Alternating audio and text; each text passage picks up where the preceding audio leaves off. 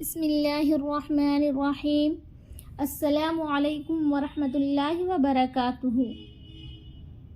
آج میں آپ لوگوں کو حدیث کی روشنی میں یہ بتانا چاہتی ہوں کہ جب بندہ اسلام قبول کر لیتا ہے اور اسلام کا حسن اس کی زندگی میں آ جاتا ہے تو اس کا دل ایمان کے نور سے روشن ہو جاتا ہے اور جسم اللہ تعالیٰ کی فرمانبرداری سے آراستہ ہو جاتا ہے، جیسا کہ مفہوم حدیث ہے۔ عن ابی سعید الخدری رضی اللہ عنہ انہ سمع رسول اللہ صلی اللہ علیہ وسلم یقول اذا اسلم العبد فحسن اسلامه يكفر الله عنه كل سيئة كان زلفها وكان بعد ذلك القصاص الحسنة بعشر أمثالها إلى 700 ضعف والسيئة بمثلها إلا أن يتجاوز الله عنها رواه البخاری۔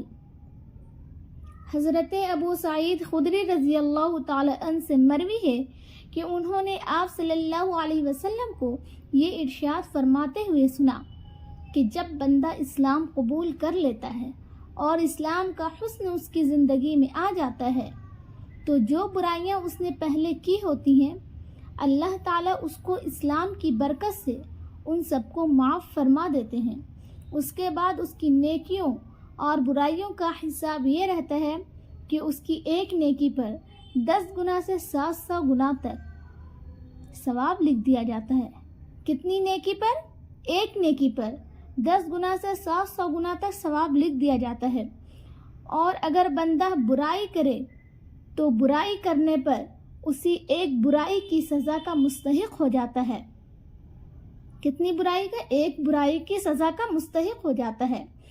ہاں، یہ الگ بات ہے کہ اگر اللہ تعالیٰ چاہے تو اسے معاف کر دیں۔ تو جیسا کہ اس حدیث سے ہمیں یہ پتہ چلتا ہے کہ زندگی میں اسلام کے حسن آنے سے دل کو ایمان کے نور سے روشن ہو جانا اور جسم کو اللہ تعالیٰ کی فرمانبرداری سے آراستہ ہو جانا ہے۔ اس لیے ہم لوگوں کو چاہیے کہ دل ایمان کے نور سے اس طرح روشن کریں کہ خوب نماز پڑھیں، تلاوت کریں اور جسم کو اللہ تعالیٰ کی فرمانبرداری سے آراستہ اس طرح کریں کہ خوب زکوٰۃ، صدقہ، خیرات کیا کریں۔